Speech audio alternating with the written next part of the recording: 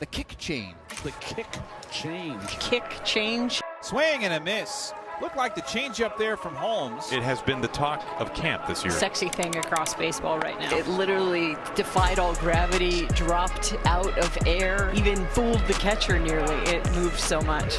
Hey guys, we're here at Tread Athletics, birthplace of the kick change. Today we're going to be throwing a few, messing around with some grips, talking about what may or may not work for you. I'm Leif Strom, Assistant Director of Performance here at Tread. Let's get to it. So today, going to be going over just a little bit of a moderate throw day. I normally don't like to pitch design when you are at very low intensities because I think you can get to positions you wouldn't normally be able to. Kind of having a moderate day here, going to just warm up a little bit. Already one through, one fastball.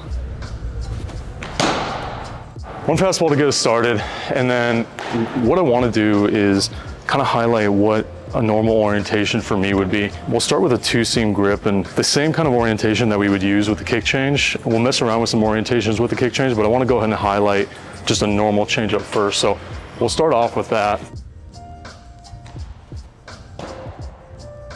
So for me, normally with a two-seam grip, what would happen is I would get on top of this baseball, get through it, and it'd be somewhere between the 2 and 5 vert range. But with a kick change, I'm able to get this middle finger out of the way, let that ring finger have some play onto the baseball, so that as I'm going through release, the ball's in a more advantageous position for me to grab some seam effects in ball flight and hopefully get to that negative range that I'm looking for. So this is an example. This is just a kind of classic first starting kick change grip, the one that was in the summer when we first started playing around with it with some of our first athletes, and this is what that would look like.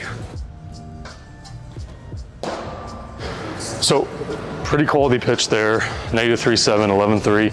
A lot of times with the kick change, you're going to see more of that vertical movement to the eye, not as much run as a normal changeup. That is something where this is kind of classic kick change range, being in that -3 to -4 range, letting that ring finger have some play, and then allowing that middle finger to be that last kind of touch point that gives you that last shift that you're looking for. Now, the ones that we see that are kind of cartoony, right, are going to be from guys who probably are a little bit better at supinating. I'm not one of those guys, but you can kind of play around with it when you're in moderate intensities. One thing about the kick change is it's going to do different things for different guys. So for some guys, like somebody who gets through a fastball well and historically has gotten on top of a changeup, but maybe don't feel as comfortable with locating a pitch that they're getting on top of, the kick change could be a good tool to get this middle finger off the ball, let the ring finger have some action on that ball, and then cut down some of the efficiency to grab some seam effects for what would be like a normal changeup for somebody that had a supination bias. So it can be a useful tool for somebody that pronates through the baseball. Sometimes you'll see guys that have this spiked finger up, and then they go to get over the ball and they kind of throw a pseudo knuckleball going over the top. I don't really consider that a kick change. I would consider that something else, maybe just like a spike changeup. The kick change in general is about creating an advantage for yourself based on your biases to get more seam effects across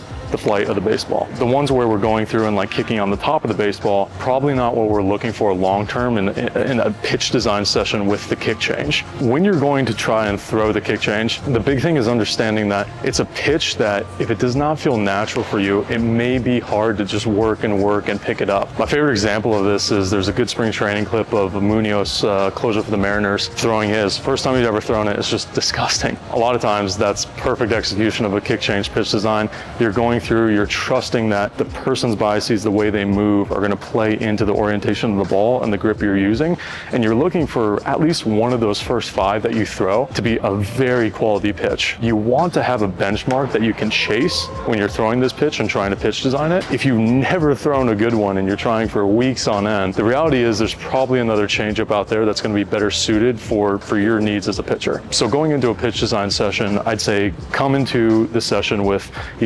2, 3, maybe 4 different variations of how you're going to hold the pitch, maybe a couple cues to try around with some things with each of those grips. And then if you have a good pitch, if you have a good one out of those 10 that you throw, that's the one you're chasing, right? You're looking for progress each session. It's not about this endless pursuit of this nasty pitch that you've seen on, X or Instagram. First orientation we'll go through is just the classic, if you were to grab a two-seam grip like this, change up, right?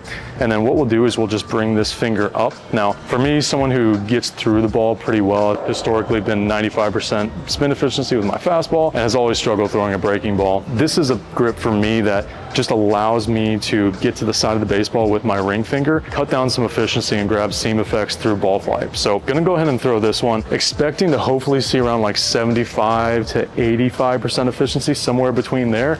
And then we're looking just to be negative with this pitch and somewhere between 10 and 15 horizontal, but go ahead and give this one a try here. -6.5, 11.7, 84%, so right about where we wanted to be on that. We'll put the edger up on the screen here so you can kind of see how that ball reacts as it's coming out of my hand. In general, like that right there, you throw one, you see it's on track, man, there you go. You have the one you're chasing. You have the grip pretty much cemented, so you have something you could take into further sessions to now establish feel for the pitch. Feel for the pitch here is not really understanding why it's working or cueing a finger one at a time. It's more so, hey, where do I have to start this thing? Because it's probably gonna be moving more than a changeup that you've ever thrown before in your life. Understanding that, hey, like with a pitch like that, I get down with it, right? -6.5, this is the first time I'm throwing that. I've never thrown a changeup like that in my life. So I'm gonna adjust my sights here and I have to kind of find, okay, where's my starting point? For me, this is what feel with the kick change is about. Where am I gonna start this pitch so I can actually get some relative strikes when I'm throwing it, or rather I'm gonna be able to pitch off of this. So I'm gonna try to go above face mask here, try to land this a little bit closer to the zone so I'm not so far out, and we'll see what happens here. So right there, feel good about where we're at in the strike zone with it now. Efficiency is down a little bit.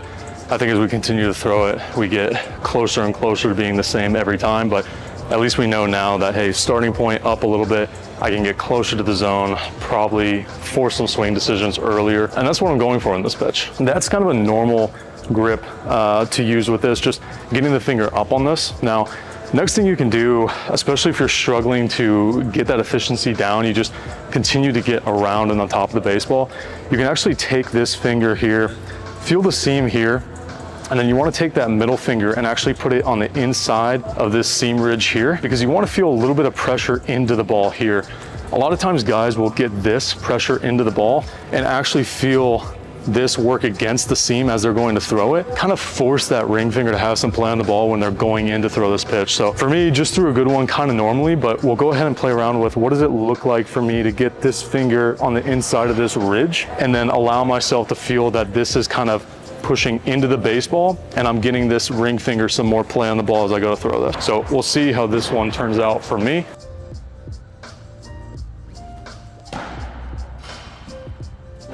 So right about where we want to be with that pitch.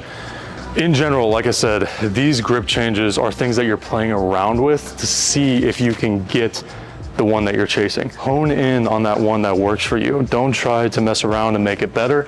This is already a very good pitch if you're at that -4 side. Now, I'm gonna go against my advice a little bit and try to get one of these pitches that's, more so like the -8, -10, the Looney Tunes ones that you've seen on X or Instagram. Now, to do this, the way I like thinking about it is I'm gonna spike my finger up a lot more. Now, my goal is to have so much play on this ring finger that it rotates the ball in my hand.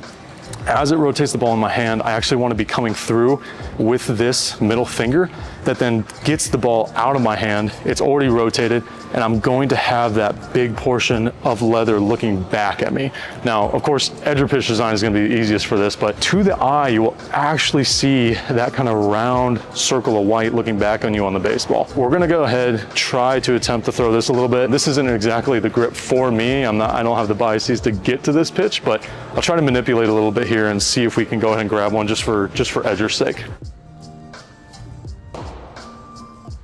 So in general, that's more so the one we're looking at. A little bit of a higher spike there, and that's something that you would see like when Hayden Birdsong first started throwing his, the picture you saw circulating was this big, wild knuckle up. A lot of the ones we're seeing today are not that big, huge knuckle spike. That works for him, right? But that's something where you got to be comfortable with that pitch. And if that's something that you try and it works for you and you're comfortable with it right off the bat, then perfect, stay with it. The next thing you can do to work from, okay, so we've been over just a normal kind of being on that 2-seam grip, getting that finger up, and then we've been on the inside of that seam ridge to kind of force yourself into that ring finger to give it some play. We've seen what does a high knuckle look like on that? We'll throw one more of those to kind of get a judge for where we're at with that. But again, this is the kind of that high knuckle that we want to see, and this is more so the Birdsong one that's circulated on X last year.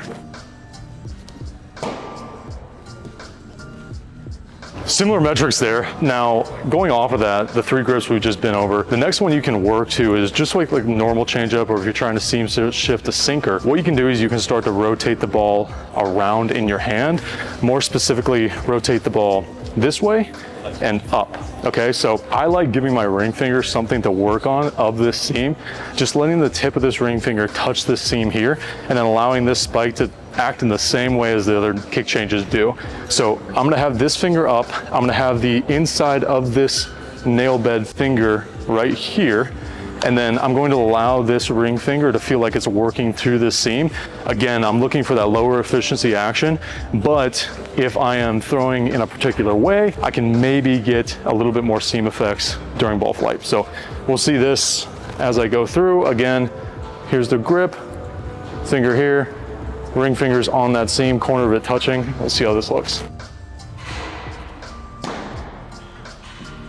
There for me, because that's probably not the orientation I want to be working with personally. You see I cut down on some of the horizontal. I still get negative, but it's maybe not the best option for me. And that's when you're working through these pitches, establishing which one was the best. So like to your eye, that may appear that it kind of cut a little bit. Really, when we looked at the movement plot, it didn't. It had, -2 and 6 to 7 horizontal. You want to work off those previous ones. So for me, when I had a normal kick change grip, I threw a good one. So that's the one that I would stick with going through, trying to pitch design, trying to establish feel for it, get it in the zone more. So right now it's just like at the end of this session, I'm gonna go ahead and take that grip that worked for me, throw a couple more, see if I can be around the zone with it, and try to make sure that my shapes are being somewhat consistent as I'm going through and trying to learn what I can feel to throw this for strikes.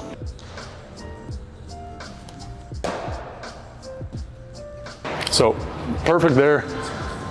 -316, right about where we want to be. And this is the point in the session where you're just trying to replicate it. You're seeing how many times that you can throw this pitch over and over and over again until it's just a grip. There is no cue, right? Cues for me on the kick change are kind of fleeting. They come and go.